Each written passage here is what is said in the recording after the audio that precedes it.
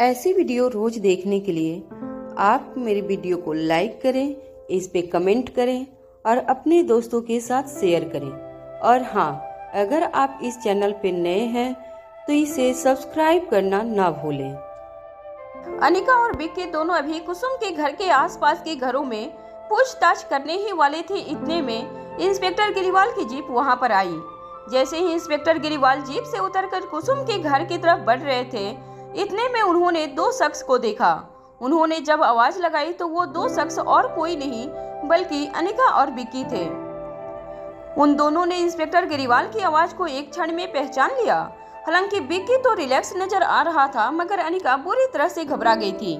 उसकी सांसें फूलने लगी थी, उसके माथे से ठंडा पसीना बहने लगा था। अनिका को समझ नहीं आ रहा था कि इस वक्त वो इस जगह पर क्या करे, क्योंकि वो नहीं चाहती थी कि इंस्पेक्टर गिरीवाल अनिका को विक्की के साथ देख ले। उसे इस तरह से परेशान देख विक्की हैरान हो गया। वो अभी कुछ पूछता, इतने में अनिका ने उससे कहा, विक्की अब क्या होगा? हम तो बुरी तरह से फंस गए। इंस्पेक्टर गिरीवाल यहाँ पर क्यों आए हैं? और अगर उन्होंने मुझे तुम्हारे साथ देख लिया तो फिर ठीक नहीं होगा। हो सकता है कि वो रोहित को भी बता दे, क्योंकि रोहित और उनकी बातचीत होती है। कई बार तो इंस्पेक्टर गिरीवाल का कॉल मैंने रोहित के फोन पर आते हुए देखा है। तभी विक्की भी ये सुनकर घबरा गया, मगर उसने अनिका को समझाते हुए कहा, रिलैक्स अनिका, देखो अगर ऐसी बात है तो फिर हमें अब एक ही काम करना होगा। अनिका को समझ नहीं आया कि विक्की के कहने का क्या मतलब था। वो उससे पूछती कि तभी विक्की ने उससे कहा, मैं एक काम करता हूँ, मैं यहाँ से अपनी कार की तरफ बढ़ता हूँ। तुम इंस्पेक्टर गिरीवाल से कुछ कह देना कि तुम्हें यहाँ कुछ काम था, इसलिए तुम यहाँ पर आई थी। मैं नहीं चाहता कि इंस्पेक्टर गिरीवाल मेरा चेहरा देखे। विक्की अनिका से ये बातें कर ही रहा था कि उन्होंने देखा कि इंस्पेक्टर गिरीवाल उनकी तरफ आ रहे थे। उन दोनों को अब समझ में नहीं आया कि वो क्या करें। विक्की के पास ऐसा कुछ भी नहीं था कि वो इंस्पेक्टर गिरीवाल की नजरों से बचने के लिए अपने चेहरे पर कुछ डाल ले या अपना चेहरा ढक ले। वहीं अनिका भी अब पूरी तरह से घबरा गई थी। इंस्पेक्टर गिरीवाल के बढ़ते हुए कदम अब दोनों के दिल में कंपन पैदा कर रही थी। वहीं इंस्पेक्टर गिरीवाल हैरानी से उन दोनों शख्स की तरफ बढ़ रहे थे। वो दोनों शख्स जहां पे खड़े थे वहां पर थोड़ा अंधेरा दिखाई दे रहा है। इस कारण से उन दोनों का चेहरा देखने में इंस्पेक्टर को परेशानी हो रही थी। तभी इंस्पेक्टर गिरीवाल अपनी जगह पर रुक गए और उन्होंने अपना फोन निकाला। उन्होंने सोचा कि वो फोन की टॉर्च जलाएंगे और उसके बाद फिर उस टॉर्च की रोशनी में उन दोनों का चेहरा देख लेंगे। मगर तभी मौके का फायदा उठाते हुए विक्की और अनिका सामने के रास्ते से भागने लगे।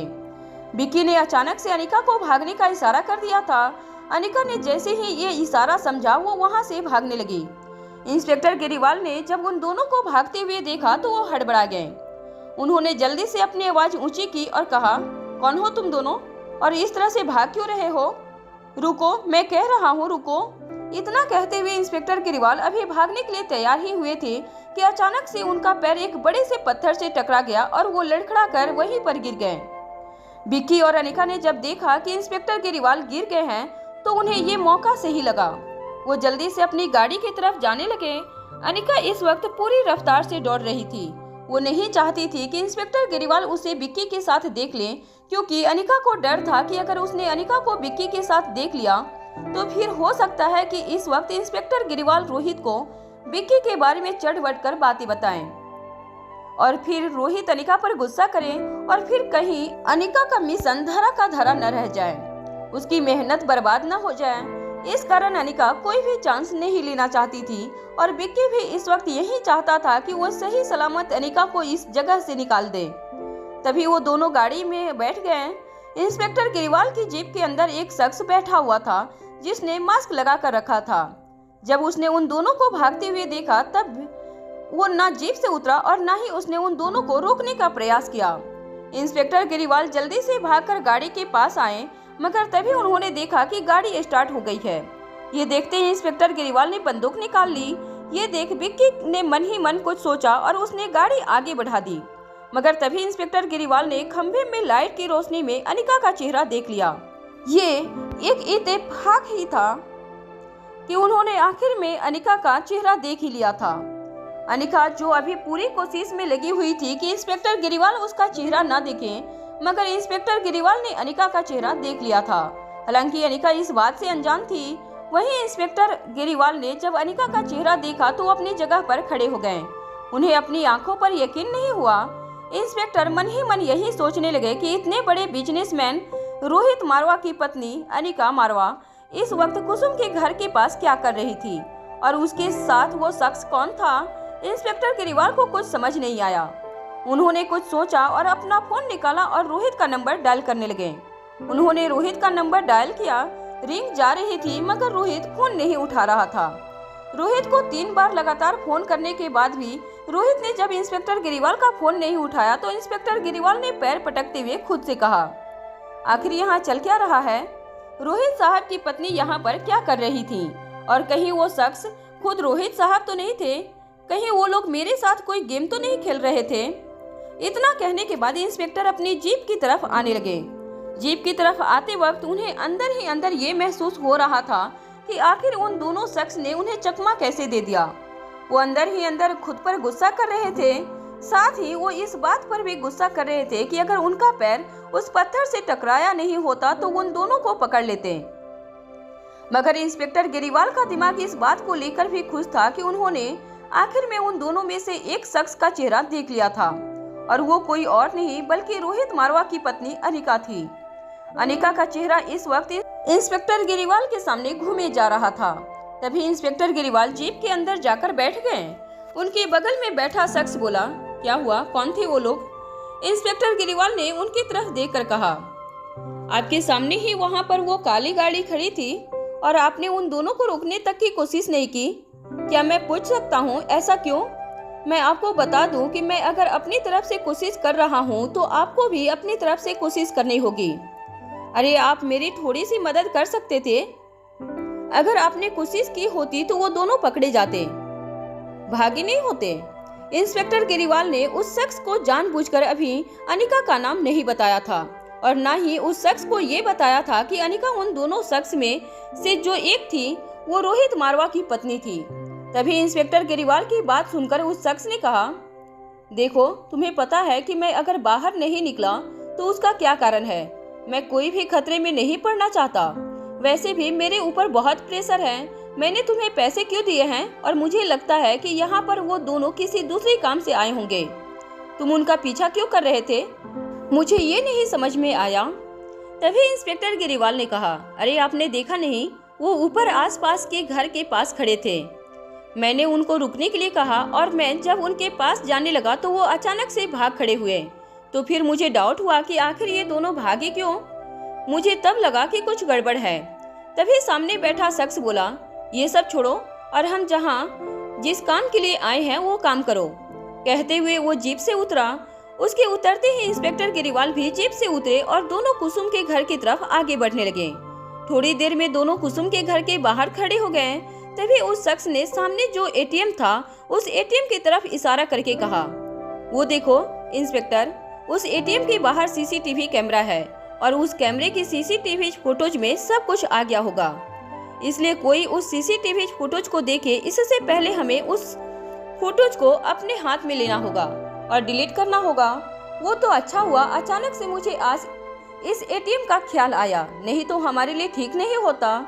इंस्पेक्टर गिरीवाल उस शख्स के कहने का मतलब समझ गए थे, मगर वो दोनों ये बात नहीं जानते थे कि उस सीसीटीवी फुटेज के एक्सेस को अनिका ने पहले ही हैक कर लिया था और उसने उस शख्स का चेहरा देख लिया था जो उस रात को कुसुम के घर के पास दिखा था और उसके घर में घुसा था। इंस्पेक्टर गिरीवाल ने उस शख्स को विश्वास दिलाते हुए कहा, आप बिल्कुल चिंता मत कीजिए, आपका काम हो जाएगा। तभी उस शख्स ने अपने चेहरे से मास्क हटाया। वो शख्स कोई और नहीं बल्कि सागर सन्याल था। वही सागर सन्याल जो उस रात को कुसुम के घर पर आया था और कहीं न कहीं कुसुम का गुनाहगार था। इस वक्त उसके चेहरे पर एक टेंशन नजर आ रही थी, मगर जैसे ही उसने इंस्पेक्टर गिरीवाल से कहा कि वो सीसीटीवी फुटेज का इंतजाम कर देगा और उस फुटेज को गायब करवा देगा, उसके बाद से सागर सन्याल का चेहरा नॉर्मल हो गया। सागर सन्याल ने इंस्पेक्टर गिरीवाल की तरफ देखकर कहा, इंस्पेक्टर, मैंने तुम्हें बहुत पैसे खिलाए हैं तो मुझे उम्मीद है कि तुम अपना काम अच्छे से करोगे। और हाँ, ये दोनों जो भी हैं मुझे नहीं पता और मुझे ना मतलब है। बस मैं इतना चाहता हूँ कि मेरा नाम कहीं पर भी नहीं आना चाहिए। मुझे इन सब में मत डालना। इसलिए वो दोनों कौन है, क्या है, कहाँ से आए हैं, कहाँ गए, ये सब तुम जानो। मुझे कोई मतलब नहीं। आई बात समझ में? ये सुन इंस्पेक्टर गिरीवाल ने हाँ में अपना सर हिला दिया। इसके बाद इंस्पेक्टर गिरीवाल अपनी जीप की तरफ आगे जाने लगे, मगर तभी सागर सन्याल ने इंस्पेक्टर गिरीवाल से कहा, इंस्पेक्टर तुम जाओ, मैं यहाँ से खुद मैनेज कर लूँगा। इंस्पेक्टर गिरीवाल ने जब सागर सन्याल की ये बात सुनी तो उन्हें थोड़ी हैरानी हुई। उन्होंने सागर सन्याल की तरफ देखकर कहा, क्या आप ये क्या कह रहे हैं? आप इतने अंधेरे में कहाँ जाएंगे? यहाँ तो आसपास कोई गाड़ी भी नहीं है। सागर सन्याल ने कहा, मैंने कहा ना, ये मेरी प्रॉब्लम है और मैं अपनी प्रॉब्लम खुद सॉल्व कर लूँगा। तुम जाओ, मैं चला जाऊँगा। इंस्पेक्टर गिरीवाल ने आखिर हाँ में अपना सर हिलाया। उसके बाद वो जीप में बैठकर वहाँ से जाने लगे। वो मन में यही सोचते हुए जा रहे थे कि आखिर अनिका इस वक्त यहाँ पर क्या कर रही थी। उन्हें कुछ समझ नहीं आ रहा था। वो तो इस वक्त बुरी तरह से टेंशन में आ गए थे। बार बार उन्हें यही लग रहा था कि अनिका के साथ एक और जो शख्स था वो कहीं न कहीं रोहित ही था। यही सोचते हुए इंस्पेक्टर गिरीवाल ने फिर से अपना फोन निकाला और रोहित को फोन लगाने लगे, मगर इस बार भी रोहित ने फोन नहीं उठाया। ये देख इंस्पेक्टर झल्ला गए। उन्होंने फोन को अपनी सीट पर ही पटक दिया और खुद से कहा, आखिर रोहित साहब हैं कहाँ? मुझे कुछ समझ नहीं आ रहा है। जब काम होता है वो फोन उठाते नहीं, और ऐसा पहली बार आज हो रहा है कि मैं उन्हें फोन कर रहा हूँ और वो फोन नहीं उठा रहे हैं। आखिर बात क्या है? ये कहते हुए इंस्पेक्टर गिरीवाल लगातार आगे की तरफ बढ़ रहे थे। इतने में अचानक से जीप की हेडलाइट में उन्होंने जो देखा वो देखकर उनके होश उड़ गए।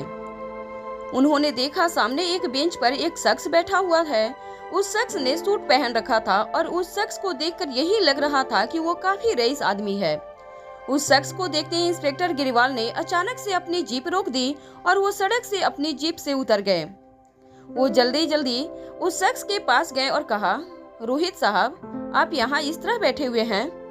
वो शख्स कोई और नहीं बल्कि रोहित मारवा था।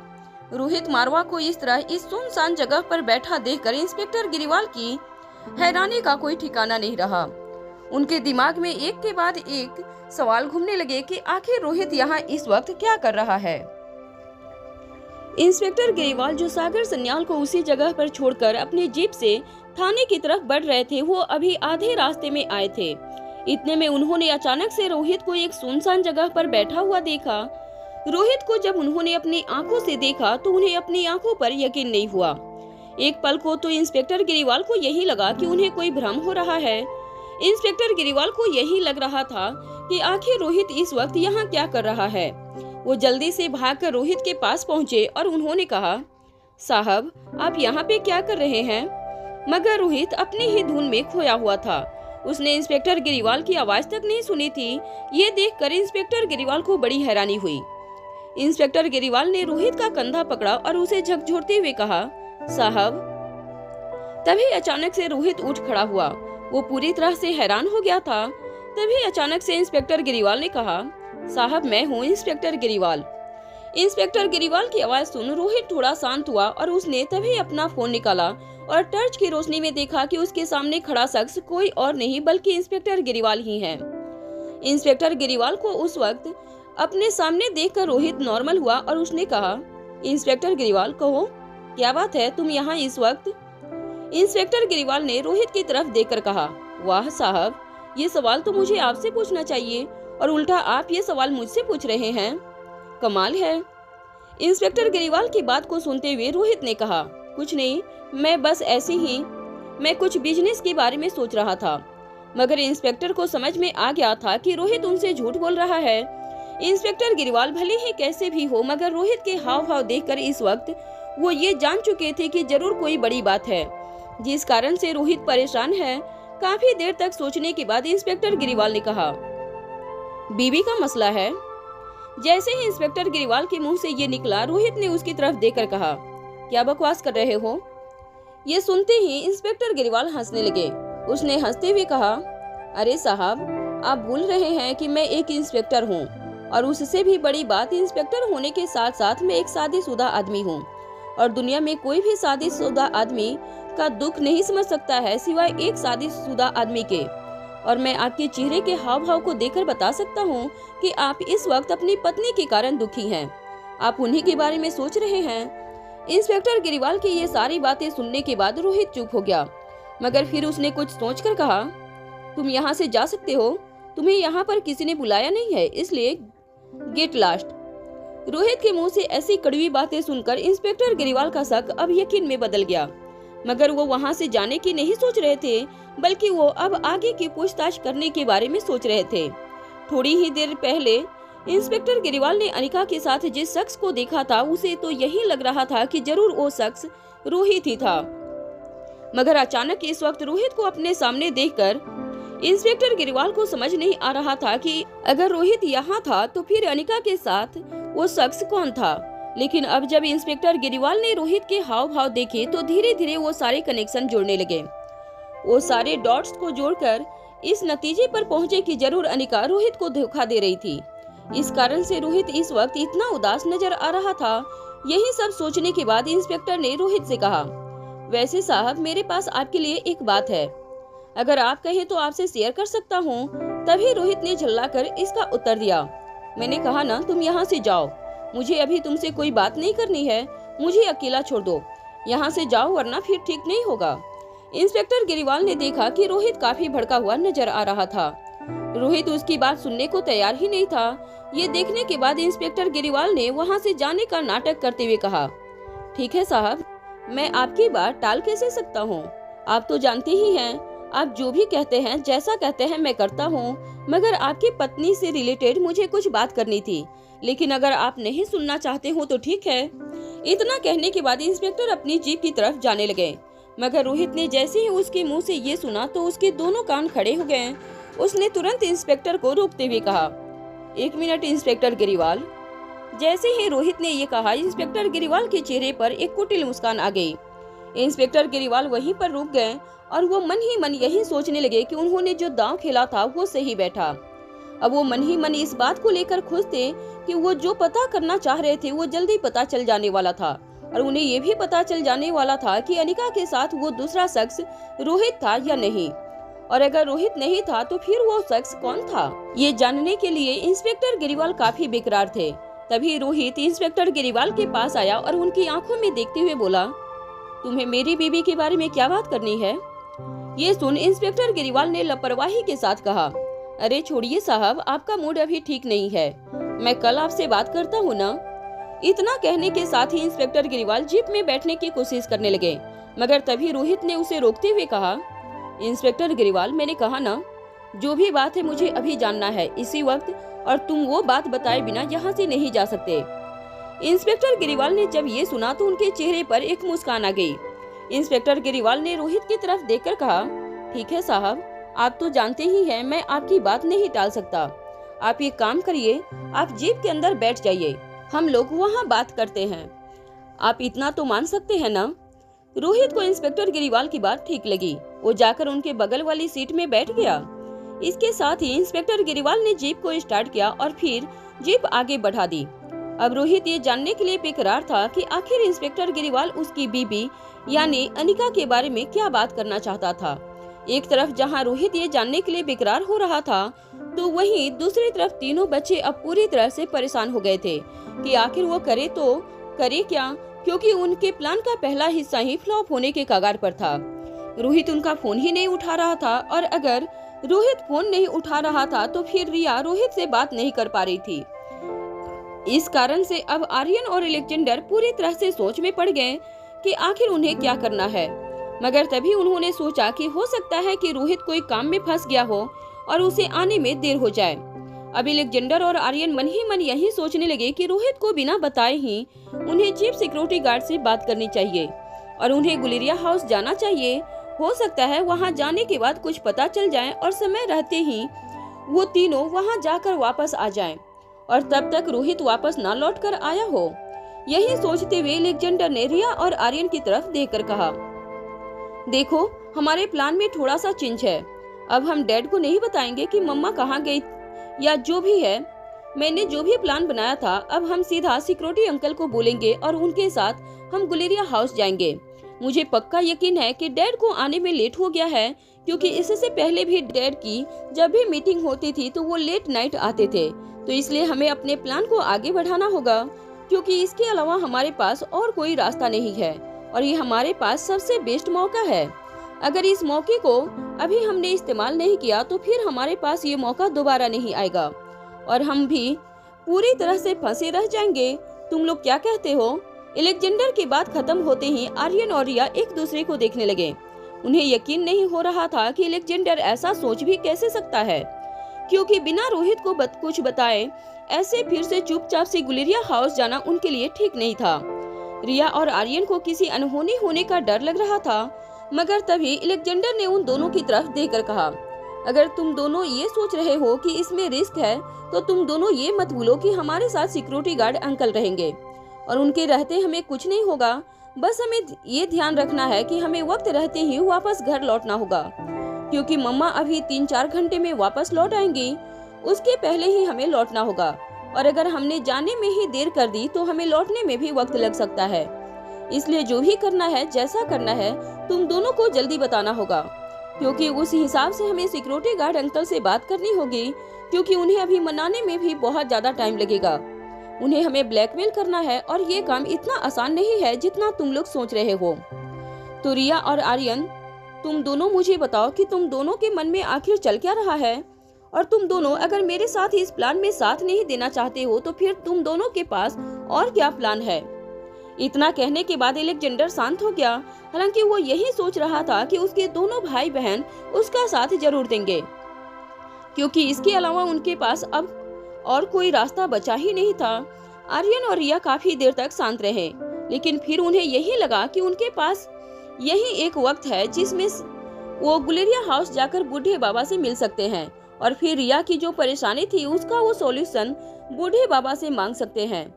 आखिर में आर्यन ने अलेक्जेंडर की तरफ देखकर कहा, तुम्हारी बात बिल्कुल सही है, हमें कोई ना कोई कदम उठाना पड़ेगा और तुमने ये बात भी सही कही कि हो सकता है डैड को आने में देरी हो, और अगर डैड घर जल्द भी आ जाते हैं तो हमारे पास एक आइडिया है जिससे डैड को शक ना हो।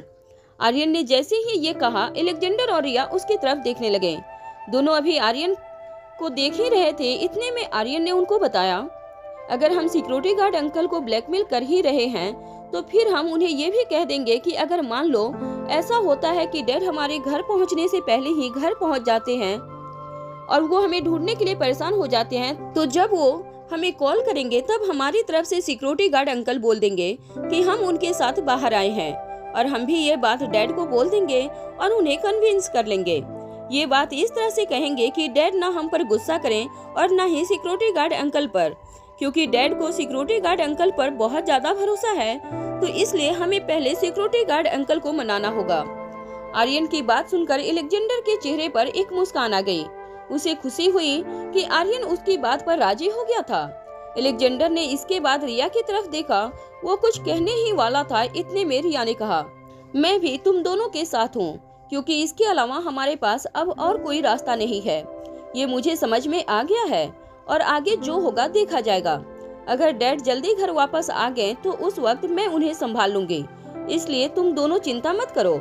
अभी हम ये सोचते हैं कि हम सिक्योरिटी गार्ड अंकल को क्या कहें और उन्हें हमारे साथ गुलेरिया हाउस जाने के लिए कैसे मनाएं, क्योंकि अगर वो नहीं माने तो फिर हमारा प्लान पूरी तरह से चौपट हो जाएगा। इसके बाद फिर हमारे पास कोई भी रास्ता नहीं बचेगा। रिया की बात कहीं न कहीं बिल्कुल सही थी और इस बात से अलेक्जेंडर और आर्यन भी एग्री करते थे। तीनों अब यही सोचने लगे। तभी आर्यन ने अलेक्जेंडर से कहा, तुमने क्या पहले से सोचकर नहीं रखा था?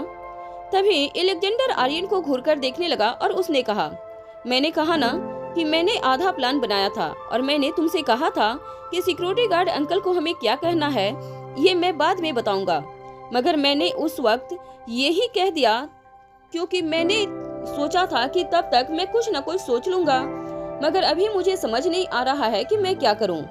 ये सुन आर्यन और रिया हैरान हो गए। वो यही सोचने लगे कि अब क्या होगा। अलेक्जेंडर, आर्यन और रिया यही सोच रहे थे कि वो आखिर ऐसा क्या तिगड़म बनाए कि वो चीफ सिक्योरिटी ऑफिसर को मना ले ताकि वो तीनों बच्चों को गुलेरिया हाउस ले जाएं। इस वक्त वो तीनों बच्चे बेहद ही परेशानी में नजर आ रहे थे। उन्हें कुछ भी समझ में नहीं आ रहा था। काफी देर तक सोचने के बाद अचानक से अलेक्जेंडर के दिमाग में एक बात बिजली की तरह चमकी। उसने तुरंत ही अपने दोनों भाई बहन की तरफ देखकर कहा, मेरे पास एक आइडिया है। अगर वो आइडिया काम कर गया तो फिर हमें chief security guard uncle Guleria house जरूर ले जाएंगे। रिया और आर्यन ने जब ये सुना तो उनके कान खड़े हो गए। वो ये जानने के लिए बेकरार हो गए कि आखिर एलेक्जेंडर के दिमाग में ऐसा कौन सा आइडिया आया था जिससे चीफ सिक्योरिटी ऑफिसर उनकी बात मान लेंगे। दोनों ने एक साथ पूछा, हाँ बताओ, तुमने क्या सोचा है? तभी एलेक्जेंडर ने उन दोनों को अपने पास बुलाया और कहा, पास आओ, मैं तुम्हें अपना पूरा प्लान बताता हूँ। एलेक्जेंडर के कहे अनुसार वो दोनों उसके पास आए। इसके बाद एलेक्जेंडर उन्हें अपना पूरा प्लान बताने लगा। पूरी प्लानिंग सुनने के बाद आर्यन ने एलेक्जेंडर की तरफ देखकर कहा, सही में मानना पड़ेगा, तुम्हारा दिमाग वाकई में बहुत तेज चलता है। तुम तो बहुत समझदार निकले। पिछली बार रिया ने जैसा प्लान बनाया था उससे ये प्लान लाख गुना बेहतर है। रिया ने जब ये सुना तो उसने मुंह बना दिया। उसने अपनी कमर पर अपने दोनों हाथ रखते हुए दोनों भाइयों को घूरा और फिर कहा, हाउ डेयर यू, तुम मुझे ऐसा नहीं कह सकते। ठीक है, मेरे प्लान भी वर्क करते हैं, ये मत भूलो। तभी एलेक्जेंडर ने रिया को समझाते हुए कहा, रिया गुस्सा मत करो, आर्यन तो मजाक कर रहा है। अभी हमें इन सब चीजों पर ध्यान नहीं देना है। अभी हमें सबसे पहले अपने प्लान के हिसाब से काम करना है। तुम सब रेडी हो? मैं सिक्योरिटी गार्ड अंकल को अंदर बुलाने वाला हूँ। ये सुनते ही दोनों ने हाँ में अपना सर हिला दिया। एक तरफ जहाँ एलेक्जेंडर अभी चीफ सिक्योरिटी ऑफिसर को बुलाने वाला था, तो वहीं दूसरी तरफ अनिका और बिक्की इस वक्त एक सुनसान जगह पर खड़े थे। उनकी गाड़ी बगल में खड़ी थी। वो दोनों इस वक्त गाड़ी के बाहर थे। अनिका की सांसें फूलने लगी थी। उसकी हालत ठीक नजर नहीं आ रही थी। उसके माथे से ठंडा पसीना बहने लगा था। तभी बिक्की ने गाड़ी में से पानी की बोतल निकाली और अनिका की तरफ देते हुए कहा, ये लो अनिका, पानी पियो और तुम पहले रिलैक्स हो जाओ, तुम ज्यादा घबरा गई हो। तुम देखो, आसपास हम सेफ जगह पर हैं, यहाँ इंस्पेक्टर गिरिवाल नहीं आएगा। ये सुन अनिका ने पानी का एक घूंट लिया। उसे थोड़ी सी राहत मिली।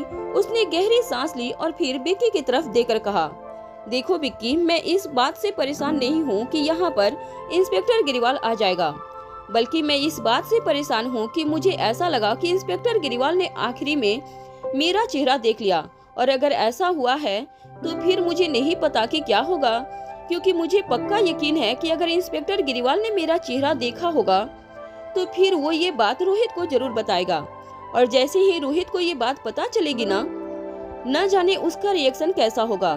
मैं सोच भी नहीं सकती हूँ कि वो मुझे क्या कहेगा, इसलिए मैं ये सब सोचकर घबरा रही हूँ। अनिका ने सारी बातें बिक्की के सामने रखी तो बिक्की भी उसकी परेशानी समझ गया। मगर तभी बिक्की ने अनिका को समझाते हुए कहा, मगर अनिका, तुम्हें ऐसा लग रहा है कि इंस्पेक्टर गिरिवाल ने तुम्हारा चेहरा देखा? क्या तुम ये बात यकीन के साथ कह सकती हो? क्योंकि वहाँ पर चारों तरफ इतनी रोशनी नहीं थी, और तो और इंस्पेक्टर हमारे पास आए उससे पहले ही हम भाग चुके थे, और फिर जब वो हमारी गाड़ी के सामने आया उस वक्त तो मैंने शीशा ऊपर चढ़ा दिया था। तो मुझे नहीं लगता कि उसने तुम्हारा चेहरा देखा होगा। इसलिए तुम रिलैक्स हो जाओ, क्योंकि अगर तुम पैनिक करोगी तो फिर ये तुम्हारे लिए अच्छा नहीं होगा।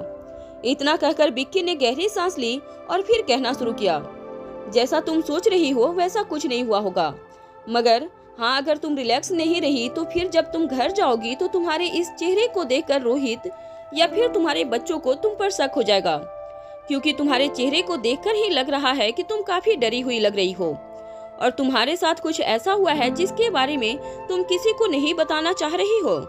इसलिए मैं कह रहा हूँ, तुम रिलैक्स रहो पहले। अनिका ने बिक्की की बात को जब ध्यान से सुना तो उसे भी यही लगा कि कहीं न कहीं बिक्की सही कह रहा है। वो थोड़ा सा रिलैक्स हुई। अनिका ने 2-3 बार गहरी सांस ली और कहा, तो बिक्की, जैसा हमने सोचा था वैसा कुछ नहीं हुआ। अब हम क्या करें? और तो और मुझे तुमसे एक और सवाल करना है। मेरे मन में 2 सवाल घूम रहा है। पहला सवाल ये कि इंस्पेक्टर गिरिवाल कुसुम के घर के पास क्या कर रहा था? वो अचानक इस तरह वहाँ क्यों आया था? और तो और जब मैं गाड़ी में बैठने जा रही थी उस वक्त मैंने इंस्पेक्टर गिरिवाल की जीप में एक और शख्स को बैठा हुआ देखा।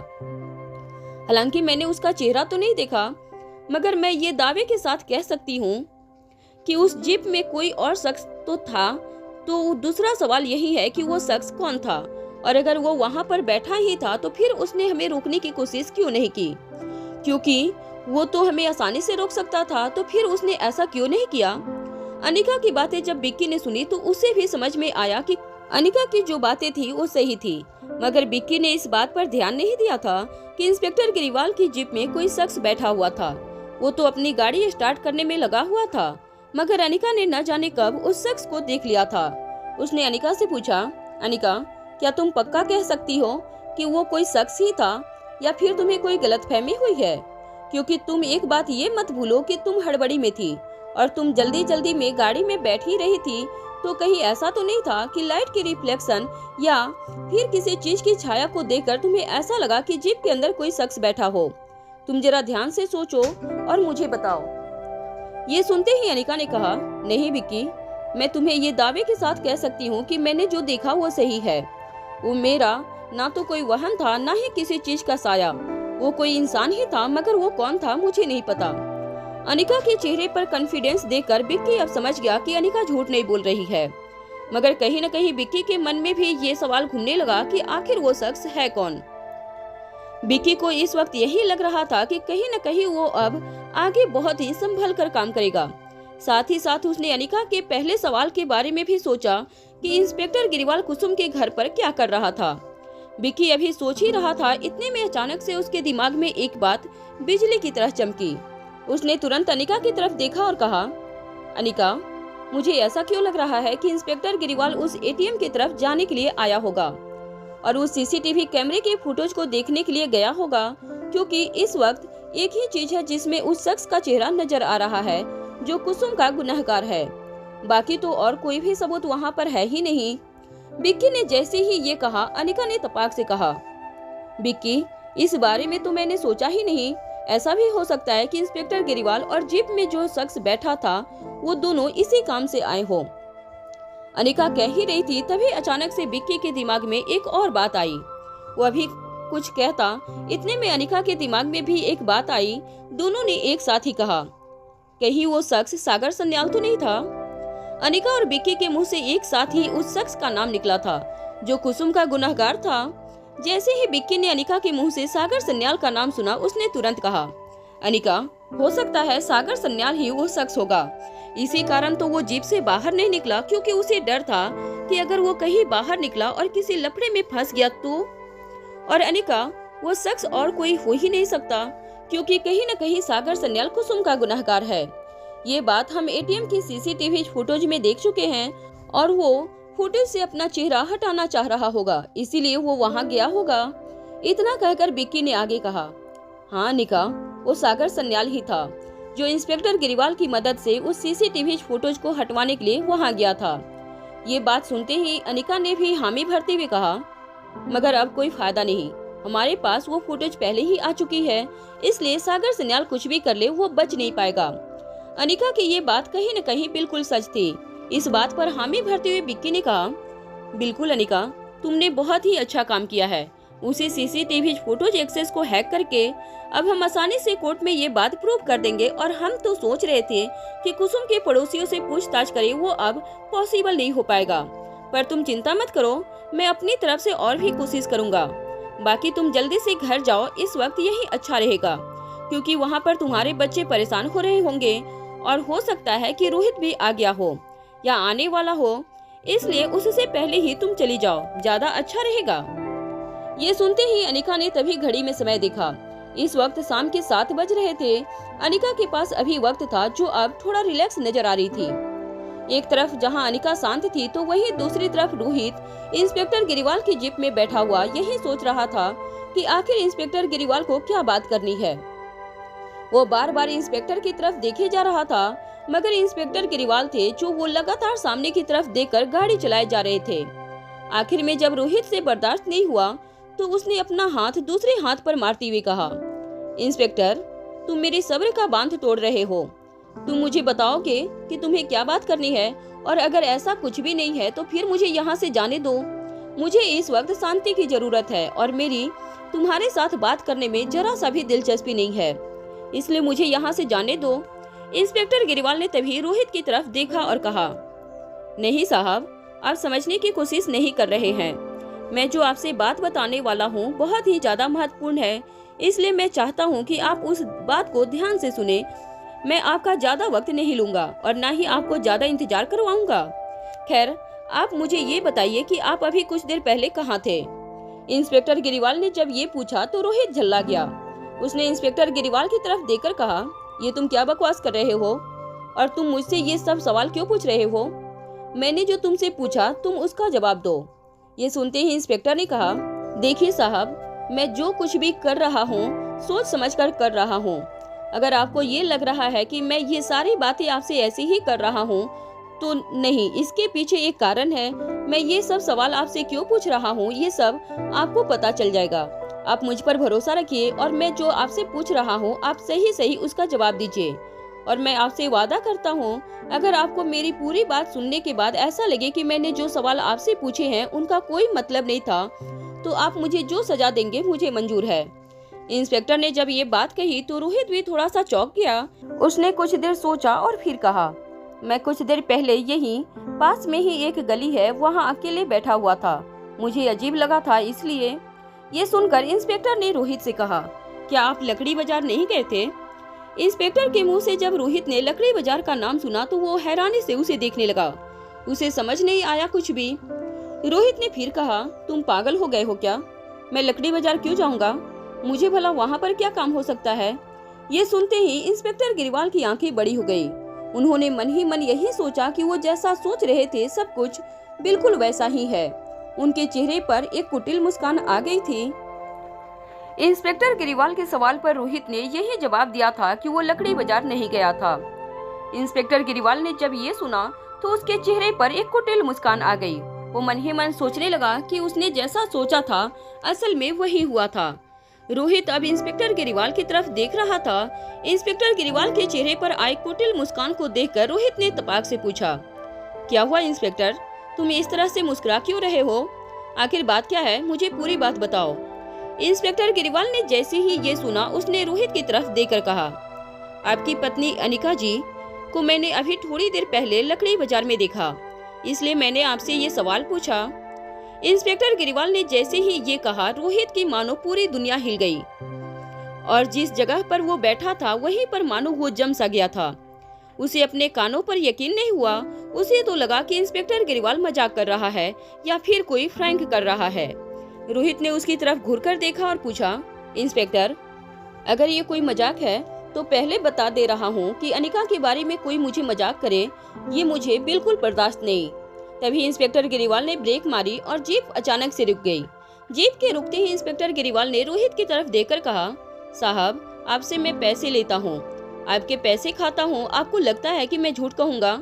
मैं जो भी कह रहा हूँ सच कह रहा हूँ।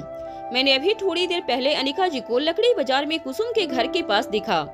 उसके साथ एक और शख्स था। मुझे शुरू में लगा कि वो शख्स आप ही थे, मगर फिर मैंने ये सोचा कि आप मुझसे झूठ नहीं कह सकते और मैं वहाँ से आ ही रहा था। इतने में रास्ते में मैंने आपको अकेले उस जगह पर बैठा देखा, इसलिए तो फिर मैं आपसे सवाल करने आपके पास आ पहुँचा था और तभी मैंने आपसे ये कहा कि आपके लिए मेरे पास एक बात है। तो बताइए, इतनी सारी बातें सुनने के बाद आपको लगता है कि मैं आपसे झूठ कहूँगा? और मैं झूठ क्यों कहूँगा? इससे मुझे क्या हासिल होगा? इंस्पेक्टर की बात सुनने के बाद रोहित बुरी तरह से हैरान हो गया। उसे समझ नहीं आ रहा था कि आखिर उसकी जिंदगी में क्या हो रहा था और उसकी जिंदगी उससे क्या चाहती थी। रोहित जहाँ सब कुछ ठीक करने की कोशिश में लगा रहता था, वहीं कुछ न कुछ ऐसा हो जाता था जिसके कारण सब कुछ बिगड़ने के कगार पर आ जाता था। रोहित ने कभी सोचा नहीं था कि अनिका के बारे में उसे ऐसी चीजें सुनने को मिलेगी। उसने जब इंस्पेक्टर गिरीवाल के मुंह से ये सारी बातें सुनी तो उसके मन में यही ख्याल आया कि क्या अनिका सुबह से अभी तक घर नहीं लौटी है। ये सोचने के साथ ही रोहित का मन बेचैन हो गया। उसने जल्दी से अपना फोन निकाला। जैसे ही उसने अपना फोन निकाला तो देखा कि अनिका ने उसे बहुत बार कॉल किया था, साथ ही साथ बच्चों ने भी उसे कॉल किया था। रोहित ने जब ये देखा तो उसे याद आया कि वो जब उदास बैठा था उस वक्त ही उसे इतने सारे कॉल आए थे, मगर उसने किसी पर भी ध्यान नहीं दिया था। तभी रोहित ने इंस्पेक्टर से कहा, तुम यहीं पर रहो, मैं जरा आता हूँ। इतना कहने के साथ ही रोहित जीप से उतर गया। उसने अनिका के मोबाइल पर फोन लगाया, मगर अनिका का फोन बंद आ रहा था। उसे समझ नहीं आ रहा था कि अभी कुछ घंटे पहले जो अनिका उसे फोन कर रही थी, अब अचानक से उसका फोन बंद क्यों आ रहा था।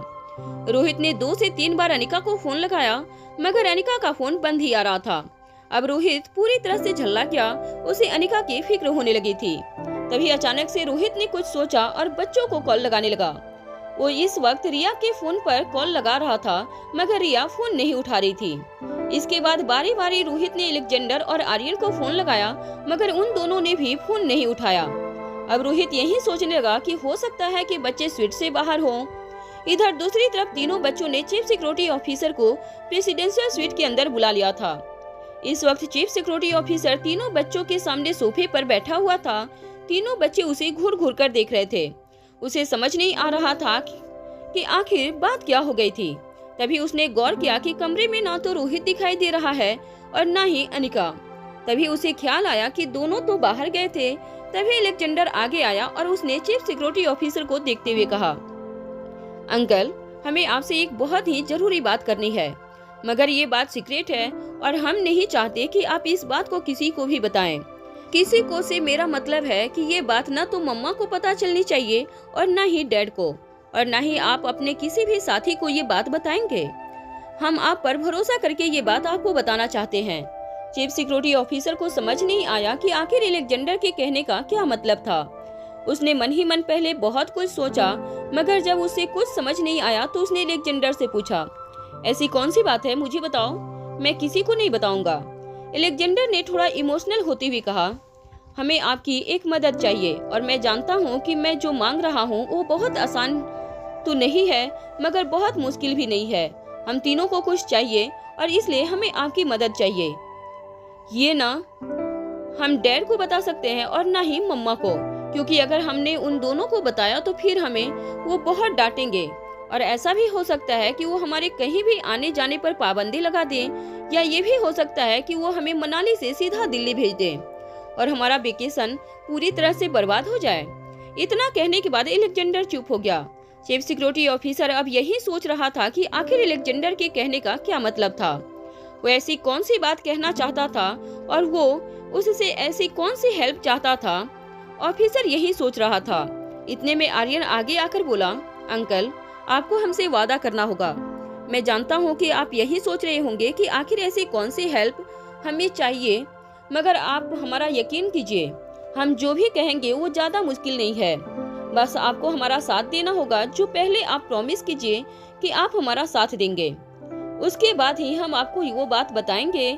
आर्यन ने जब ये कहा तो रिया भी आगे आकर बोली, प्लीज अंकल, देखिए, हम आपसे हेल्प मांग रहे हैं तो कुछ न कुछ कारण जरूर होगा। हम जानते हैं कि आप हमारी सुरक्षा अपनी जान से भी ज्यादा करते हैं और आप पर डैड इसलिए इतना ज्यादा भरोसा करते हैं। आपको पता है, वो जितना भरोसा हम पर नहीं करते, मम्मा पर नहीं करते, उससे भी ज्यादा भरोसा वो आप पर करते हैं।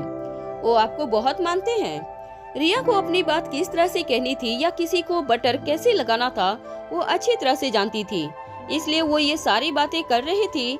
उसके मुंह से जब चीफ सिक्योरिटी ऑफिसर ने ये सारी बातें सुनी तो उसे खुद पर एक प्राउड वाली फीलिंग आने लगी।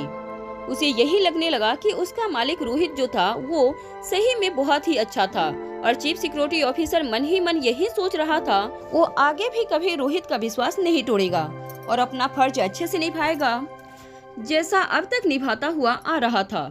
मगर चीफ सिक्योरिटी ऑफिसर की समझ में ये नहीं आ रहा था कि आखिर तीनों बच्चे उससे ऐसी क्या मदद मांग रहे थे। मगर वो बिना जाने वादा भी नहीं कर सकता था, क्योंकि अगर उसने एक बार वादा कर दिया और अगर तीनों बच्चों ने उससे कुछ ऐसी चीज की मांग कर ली जो वो नहीं कर सकता था तो फिर वो मुश्किल में पड़ सकता था। चीफ सिक्योरिटी ऑफिसर इस वक्त यही सोच रहा था। चीफ सिक्योरिटी ऑफिसर ने तीनों बच्चों की तरफ देखकर कहा, देखो बच्चों, आपने मेरे बारे में जो भी कुछ कहा या जो कुछ भी मेरे बारे में तारीफें की, वो सब मेरा फर्ज है और मैं आगे भी अपना फर्ज ऐसे ही निभाता रहूंगा। आप सबका ऐसे ही ख्याल रखूंगा। मगर आप जो मुझसे कहना चाह रहे हैं मैं वो नहीं कर पाऊँ। मैं बिना बात जाने आपको प्रॉमिस नहीं कर पाऊंगा कि मैं आपकी हेल्प कर पाऊंगा या नहीं। इसलिए मेरी बात को समझो और मुझे वो बात बताओ कि आप लोग क्या चाहते हो। ये सुनते ही अलेक्जेंडर ने आगे आकर चीफ सिक्योरिटी ऑफिसर को देखते हुए कहा, अंकल, आप इतने घबरा क्यों रहे हैं? और तो और आप खुद सोचिए कि हम आपसे ऐसा क्या ही मांग लेंगे। हम तो अभी बच्चे हैं। हम सब वो चाहते हैं जो कोई बड़ा आदमी ही कर सकता है, और हम ये सारी बातें आपसे इसलिए नहीं कह रहे हैं क्योंकि आप हमारे सिक्योरिटी गार्ड हैं और आप हमारी रक्षा करते हैं। बल्कि हम आपके पास चलकर इसलिए आए हैं क्योंकि हम आपको एज ए गार्जियन देखते हैं।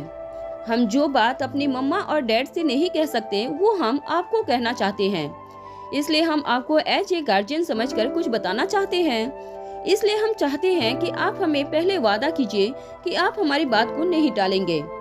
अलेक्जेंडर के चुप होते ही रिया और आर्यन ने भी कहा, अंकल प्लीज हमारी बात मान लीजिए, क्योंकि हमारे पास वक्त बहुत कम है और हमें जो भी करना है वो डैड और मम्मा के आने से पहले करना है, इसलिए ज्यादा वक्त नहीं है, आप बात समझने की कोशिश कीजिए अंकल। चीफ सिक्योरिटी ऑफिसर को अब यही लगा कि उसे वादा कर देना चाहिए, क्योंकि उसे वो बात जाननी थी कि आखिर तीनों बच्चे उससे क्या मदद चाह रहे थे। और वो चीफ सिक्योरिटी ऑफिसर ये भी अच्छी तरह से जानता था कि वो तीनों बच्चों की मदद करने से इनकार भी नहीं कर सकता था, क्योंकि उसे अंदर ही अंदर ये भी डर था कि अगर तीनों बच्चों में से किसी ने रोहित को ये कंप्लेन कर दी तो फिर उसके लिए मुसीबतें बढ़ सकती थी। क्योंकि जब रोहित को पता चलता कि सिक्योरिटी ऑफिसर ने बच्चों की मदद करने से मना कर दिया था तो फिर रोहित उसकी अच्छे से खबर लेता। ऊपर से अब तो रोहित ने सिक्योरिटी ऑफिसर को ये भी कह रखा था कि अलेक्जेंडर और आर्यन प्रेसिडेंशियल स्वीट से अगर बाहर जाना चाहते हैं तो वो जा सकते हैं, वो उन्हें ना रोके। इस कारण से सिक्योरिटी ऑफिसर यही सोचते हुए तीनों बच्चों की तरफ देखकर बोला, ठीक है, मैं आप तीनों से प्रॉमिस करता हूँ कि अगर आपकी बात सुनने के बाद मुझे लगा कि मैं वो काम कर सकता हूँ तो मैं जरूर करूँगा, मैं आपकी मदद जरूर करूँगा, मैं आपसे प्रॉमिस करता हूँ। जैसे ही चीफ सिक्योरिटी ऑफिसर के मुंह से ये बात निकली तीनों बच्चे खुश हो गए। वो इतने ज्यादा खुश हो गए कि वो खुशी से उछलने लगे। तीनों बच्चों की खुशी देखकर चीफ सिक्योरिटी ऑफिसर दंग रह गया। उसे समझ नहीं आ रहा था कि आखिर उसने प्रॉमिस करके ऐसा क्या कर दिया था, मगर वो तीनों बच्चे ही जानते थे कि चीफ सिक्योरिटी ऑफिसर ने अपना प्रॉमिस देकर बहुत बड़ा काम कर दिया था। चीफ सिक्योरिटी ऑफिसर अभी कुछ कहता, इतने में अलेक्जेंडर ने कहा, अंकल हम वापस से गुलेरिया हाउस जाना चाहते हैं, मगर आपके साथ। इतना कहकर अलेक्जेंडर चुप हो गया। चीफ सिक्योरिटी ऑफिसर ने जब ये बात सुनी तो उसके रोंगटे खड़े हो गए। वो अपनी जगह से उठ खड़ा हुआ। उसने अलेक्जेंडर, आर्यन और रिया की तरफ देखकर कहा, व्हाट, आप ये क्या कह रहे हैं? आपको पता भी है आप ये जो कह रहे हैं वो इम्पॉसिबल है, इम्पॉसिबल। तभी रिया ने आगे बढ़कर कहा, नहीं अंकल, ये इम्पॉसिबल नहीं है। आपको याद ही होगा पिछली बार हम अकेले वहाँ पर गए थे, मगर हम पिछली बार वाली गलती नहीं दोहराना चाहते। हम इस बार चाहते हैं कि आप हमारे साथ चले, ताकि अगर वहाँ कोई खतरा हो तो फिर हमें प्रोटेक्शन आप दे सकें और आप हमारी रक्षा कर सकें। और तो और हम आपको इसलिए भी ले जाना चाहते हैं ताकि डैड को भी हम पर गुस्सा करने का कोई मौका न मिले। मगर तभी रिया की बात को बीच में ही काटते हुए चीफ सिक्योरिटी ऑफिसर ने कहा, ये हरगिज नहीं हो सकता। भले ही मैंने आप सबको प्रॉमिस किया है, मगर मैंने ये भी कहा था कि अगर आपकी बात सुनने के बाद मुझे लगा कि मैं आपकी मदद कर सकता हूँ तो मैं करूँगा। मगर आपकी बात सुनने के बाद मुझे यही लग रहा है कि मुझे इस काम में आपका साथ नहीं देना है और मैं आपका साथ नहीं दूंगा। बस बात खत्म। ये सुनकर तीनों बच्चे चौंक गए। तीनों बच्चों की मदद करने से चीफ सिक्योरिटी ऑफिसर ने इनकार कर दिया था। अब उन्हें समझ नहीं आ रहा था कि वो किस तरह से चीफ सिक्योरिटी ऑफिसर को गुलेरिया हाउस जाने के लिए मनाए, मगर उन्हें कुछ न कुछ तो करना था। तभी रिया ने आगे बढ़कर चीफ सिक्योरिटी ऑफिसर का हाथ पकड़ लिया। रिया ने इमोशनल होते हुए कहा, आप यही सोच रहे होंगे ना कि हम आपको गुलेरिया हाउस क्यों ले जाना चाहते हैं? क्या आप इसकी वजह नहीं जानना चाहेंगे?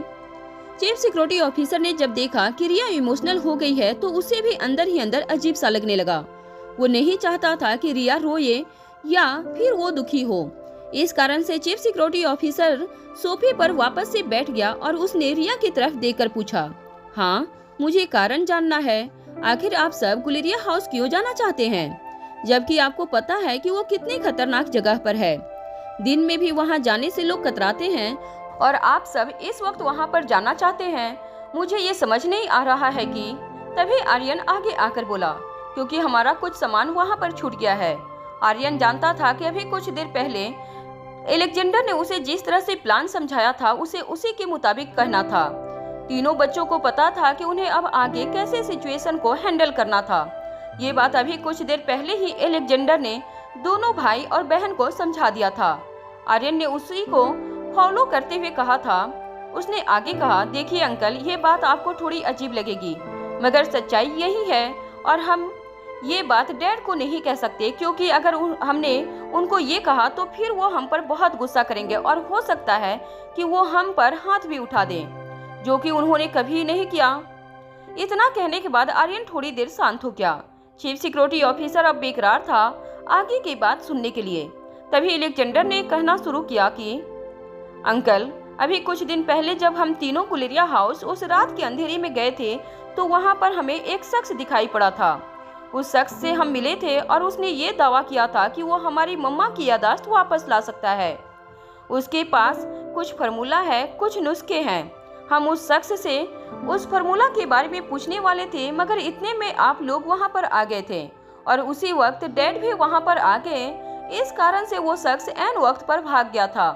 इतना कहने के बाद अलेक्जेंडर ने एक गहरी सांस ली और फिर कहना शुरू किया, आपको याद ही होगा, आप जब गुलेरिया हाउस आए थे तो आपने वहां चारों तरफ खोजबीन की थी, मगर आपको कोई सुराग नहीं मिला था वहां, नहीं ना? क्योंकि जैसे ही आप लोग गुलेरिया हाउस के दरवाजे तक आए वो शख्स वहां से भाग चुका था, मगर उसने जाते जाते हमें यह भी कहा था कि दोबारा अगर हम चाहते हैं कि हमारी मम्मा की याददाश्त वापस आ जाए तो फिर हम उसे उसी गुलेरिया हाउस में मिलें। और उसे आज की तारीख दी थी। फिर दिन भर से तो हम यही सोच रहे थे कि आखिर हम गुलेरिया हाउस कैसे जाएं, मगर जब हमने देखा कि मम्मा कुछ काम से बाहर गई हैं और डैड भी किसी मीटिंग के सिलसिले में बाहर गए हैं तो हमें यही मौका सही लगा, इसलिए हमने ये फैसला किया कि हम इस बार आपको कहेंगे। इतना कहने के बाद अलेक्जेंडर चुप हो गया। उसके चुप होते ही रिया ने चीफ सिक्योरिटी ऑफिसर की तरफ देखकर कहा, अंकल, क्या आप नहीं चाहते कि हमारी मम्मी पहले की जैसी हो जाए? क्या आप नहीं चाहते कि उनकी याददाश्त वापस आ जाए? क्या आप ये नहीं चाहते कि मम्मा वापस से डॉक्टर अमृता बनकर लोगों की मदद करें? आपको पता है आज कितने ही लोग जिंदगी और मौत से जूझ रहे हैं क्योंकि उनका इलाज करने के लिए डॉक्टर अमृता नहीं है। और आप लोगों को छोड़िए, हमारे सनी चाचू वो किस हालत में हैं? क्या आपको ये नहीं पता? आई नो कि आपको जरूर पता होगा और आप ये बात अच्छी तरह से जानते हैं कि डॉक्टर ने भी ये कह दिया है कि अगर डॉक्टर अमृता होती तो सनी चाचू आज बिल्कुल ठीक होते और हमारे बीच होते। तो क्या आप ये नहीं चाहते कि मम्मा ठीक हो जाए और डॉक्टर अमृता वापस से आ जाए और वो हमारे सनी चाचू को ठीक कर दे? बताइए। तीनों बच्चों ने धीरे धीरे जाल बुनना शुरू कर दिया था। वो अपनी बातों में सिक्योरिटी ऑफिसर को लाने की पूरी तरह से कोशिश कर रहे थे, मगर चीफ सिक्योरिटी ऑफिसर भी कम नहीं था।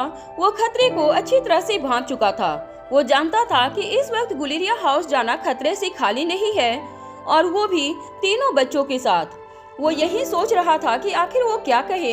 इतने में उसने तीनों बच्चों की तरफ देखकर कहा, आपकी बातें बिल्कुल सही है, मगर मेरी ये समझ में नहीं आ रहा है कि आप किसके बारे में बात कर रहे हैं, क्योंकि हमने जब गुलेरिया हाउस पर छानबीन की थी तो हमें तो वहाँ कोई नहीं मिला था और मुझे तो डाउट है कि अगर आपको वहाँ कोई मिला होगा तो जरूर वो कोई बुरा आदमी होगा।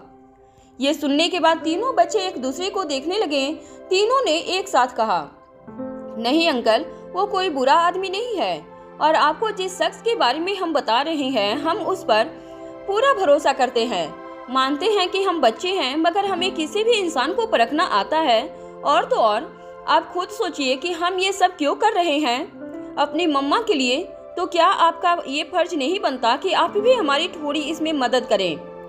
तीनों बच्चों ने जब ये कहा तो चीफ सिक्योरिटी ऑफिसर ने तीनों से कहा, तो फिर आप मुझे एक बात बताओ, ये बात आप रोहित सर से क्यों नहीं कह रहे? रोहित सर भी तो आपकी मदद करेंगे, बल्कि वो तो और भी खुश हो जाएंगे जब उनको पता चलेगा कि गुलेरिया हाउस में आपको कोई ऐसा शख्स मिला था जो अनिका मैडम की याददाश्त वापस लाने का दावा कर रहा था। तो फिर आप ये सब अपने डैड को क्यों नहीं बताते? रिया और आर्यन को समझ नहीं आ रहा था कि वो इस सवाल का क्या जवाब दें, क्योंकि दोनों ने इस सवाल के बारे में एक्सपेक्ट नहीं किया था। मगर अलेक्जेंडर ने पहले ही ये सोच लिया था कि अगर उससे ये सवाल पूछा जाए तो वो क्या कहेगा। इस कारण से उसने तुरंत जवाब दिया, इसका कारण वो आदमी है। वो आदमी वहाँ छुपकर रहता है और वो नहीं चाहता है कि वो किसी की नजरों में आए, क्योंकि वो बहुत बड़ा साइंटिस्ट है और वो पब्लिक में आकर सबको अपना चेहरा नहीं दिखाना चाहता है और ना ही अपने बारे में किसी को बताना चाहता है, क्योंकि उसके बहुत सारे दुश्मन हैं और वो हमारी मदद करने के लिए इसलिए भी रेडी है क्योंकि एक बार उसकी जान हमारी मम्मा ने बचाई थी। इसलिए जब उसे पता चला कि हमारी मम्मा की ऐसी हालत हो गई है तो उसने सोचा कि इस एहसान को वो हमारी मम्मा की याददाश्त वापस लाकर चुका दे। आप तो समझ रहे होंगे और आप जानते ही हैं कि अगर हमने ये बात डैड को बताई तो फिर डैड पहले छानबीन करेंगे, उसके बारे में पूछताछ करेंगे, चारों तरफ उस शख्स के बारे में पूछताछ करेंगे। डैड पता लगाने की कोशिश करेंगे कि आखिर वो कौन है, कहाँ से आया, उसका अतीत क्या रहा है, और यही चीज वो नहीं चाहता। इस कारण से उसने हमें ये कहा था कि ये बात हम किसी को न बताएं, यहाँ तक कि हम आपको ये बता रहे हैं। जब उसे ये पता चलेगा तो उसे बहुत बुरा लगेगा, और तो और हो सकता है कि वो हमारी मदद ना करे। इसलिए हम आपसे बस रिक्वेस्ट करते हैं कि अगर हमने भरोसा करके ये बात आपको बताई है तो प्लीज आप हमारी मदद कीजिए, प्लीज। इतना कहने के साथ ही अलेक्जेंडर ने हाथ जोड़ लिए। उसके ऐसा करते ही रिया भी हाथ जोड़ते हुए बोली, ये सब बस हम अपनी मम्मा के लिए कर रहे हैं, प्लीज हमारी मम्मा के लिए आप इतना तो कर ही दीजिए। हम आपका एहसान कभी नहीं भूलेंगे और हम आपको न धोखा दे रहे हैं, न आपसे झूठ बोल रहे हैं। हम आपके साथ ही कार में गुलेरिया हाउस जाएंगे, हम उस शख्स से मिलेंगे और फिर 1 घंटे के अंदर वापस आ जाएंगे। I promise you. और आपको न तो डैड से कोई परेशानी होगी और न ही मम्मा से। आपकी जॉब भी खतरे में नहीं जाएगी, इसकी गारंटी हम लेते हैं, क्योंकि जब तक मम्मा और डैड आएंगे तब तक हम वापस लौट आएंगे। तभी सिक्योरिटी ऑफिसर ने पूछा, और अगर तब तक हम ना लौट सके तो? और अगर वो दोनों पहले ही घर आ गए तो? तभी आर्यन ने तपाक से कहा, तो फिर हम घर आकर बता देंगे कि हम आपके साथ कहीं बाहर घूमने गए थे। हमने आपको बहुत इंसिस्ट किया कि यही पास में जो मार्केट है वहाँ पर जो मेला लगा हुआ है वहीं हम घूमने के लिए गए थे। हमें बहुत मन था, और तो और आप इसकी जरा भी चिंता मत कीजिए, क्योंकि रिया है ना, ये सब संभाल लेगी। आप तो जानते ही हैं कि अगर इसने एक बार डैड से कह दिया कि इसका मन था घूमने का और इसीलिए इसने आपको साथ चलने के लिए कहा, उसके बाद तो फिर डैड को आपको कुछ नहीं बोलेंगे। चीफ सिक्योरिटी ऑफिसर ये बात अच्छी तरह से जानता था कि रोहित रिया की बात कभी नहीं टालता था और ना ही रिया पर कभी गुस्सा करता था। इस कारण से वो सोचने पर मजबूर हो गया कि उसे क्या करना चाहिए, वो बच्चों के साथ जाए या ना जाए। तीनों बच्चे इसी उम्मीद में थे कि चीफ सिक्योरिटी ऑफिसर जल्दी हाँ कर दे। वो तीनों बेसब्री से उसके हाँ करने का इंतजार कर रहे थे, मगर तभी चीफ सिक्योरिटी ऑफिसर ने कहा, मगर बच्चों आप लोग जो कह रहे हैं उसमें बहुत खतरा है। तीनों बच्चों ने एक साथ कहा, देखिए बड़ी बड़ी चीजों में खतरा तो होता ही है अंकल, और हम तीनों छोटे बच्चे होकर इतना बड़ा रिस्क ले रहे हैं, तो क्या आप हमारी मदद नहीं कर सकते? आपकी जगह कोई और इंसान होता तो इंसानियत के नाते वो हमारी मदद कर देता, और फिर तो हमने आपको अपना गार्जियन सोच के ये कहा है। इस सबसे बड़ी सोचने वाली बात यही है, जो बात ना तो हमने डैड को बताया वो हम आपको बता रहे हैं और आपसे मदद मांग रहे हैं। हमने कुछ सोचा तो होगा, किसी लायक तो आपको समझा होगा, फिर आप मना कर रहे हैं। देखिए अगर आप मना कर देंगे तो ऐसा नहीं है कि हम उदास हो जाएंगे या हम आपसे गुस्सा हो जाएंगे, मगर हाँ यही होगा कि फिर मम्मा की याददाश्त कब आएगी, उनका क्या होगा ये पता नहीं चलेगा। मम्मा ऐसे ही सफर करती रहेंगी, जो कि हम नहीं चाहते। और सबसे बड़ी बात ये हो जाएगी कि हमारी मम्मा के अंदर जो डॉक्टर अमृता है वो बाहर नहीं आ पाएंगी, और अगर वो ऐसे ही अपने अतीत में छुपी रही तो फिर न जाने कितने ही लोग मौत के मुंह में जाते रहेंगे, और हो सकता है कि कहीं हमारे सनी चाचू को भी। इतना कहते कहते तीनों बच्चे रुक गए। ये सुनते ही चीफ सिक्योरिटी ऑफिसर ने कहा, नहीं बच्चों ऐसा मत कहो, अगर बात आपकी मम्मा की है, अनिका मैडम की है, तो मैं आपकी मदद करने के लिए रेडी हूँ, मगर ये मेरी पहली और आखिरी मदद होगी। अगर आप प्रॉमिस करते हैं तो फिर मैं आपके साथ गुलेरिया हाउस चलूंगा। इतना कहने के साथ ही चीफ सिक्योरिटी ऑफिसर ने अपना हाथ आगे बढ़ाया।